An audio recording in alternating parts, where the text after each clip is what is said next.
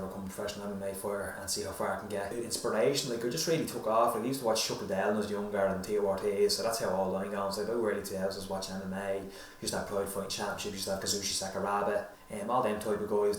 They were my inspirations to do it, but it was more like when I was younger I was a bit chubby as well, like I was a bit out of shape. But when I was 7 I got into Kempo Karate. I did that for about 4 years. I stopped at 11. Then I went back to kickboxing, or I went to kickboxing at the age of 13. From there I started competing at 15.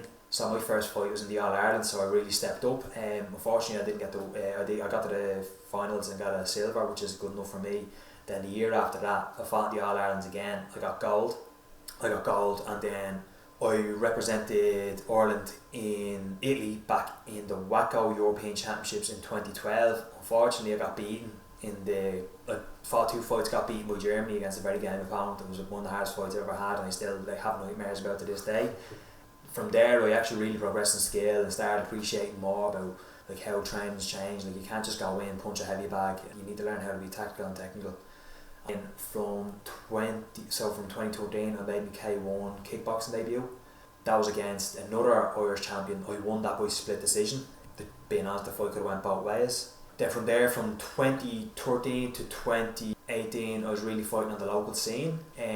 So 2017 I fought in Portugal, as in Algarve. I fought in MMC, which is kind of it's like MMA, but the only difference is you can't punch to the head in the ground, you can't knee to the ground, you can only look for submission. I won a fight there by TKO. My opponent gave up. It was one of the weirdest fights ever, but that was it. From present now, so from 2019 I had a boxing fight which was no headgear, so it was kind of a charity bout. That was my last boxing fight, and I won that. Then I was kind of dipping in and out of kickboxing tournaments, tourneys. I was dipping out with that I was doing light contact and kick light, so I was more like just keeping busy. I didn't really fight any full contact sports for about 2 years from 2019. So in 2020 I fought in the Irish Open against Juko, I can't pronounce his name, Juko Prajicic. He's from Austria. Very tough opponent, actually one of the toughest veterans I've ever fought.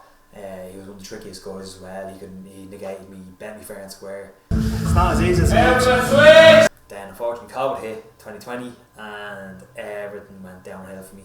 My training stopped.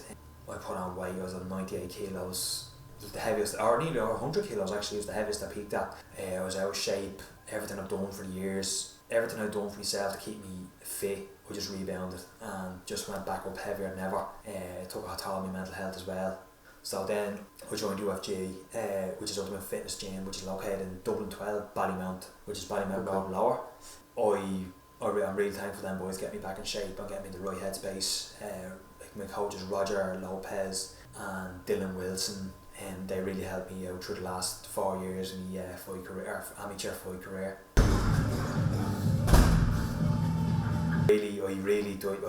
I took a wrong turn anyway, so let's just say I took the wrong turn, and I went back to where I started. It was through COVID, like all I was doing, I was just drinking, doing bad habits of a lot of stuff as well, and wasn't exercising. I was eating very unhealthy. I was eating too much, and that's where I blimped down. So from after COVID, so 2021, we were still in lockdown partially.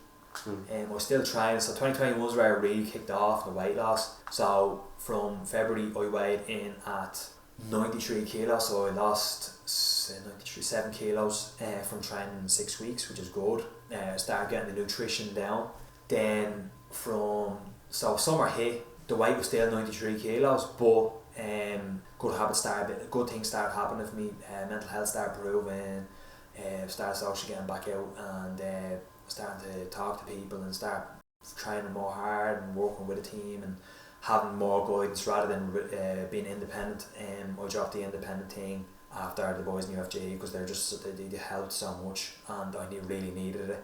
Just like two simple things: stay humble and stay hungry.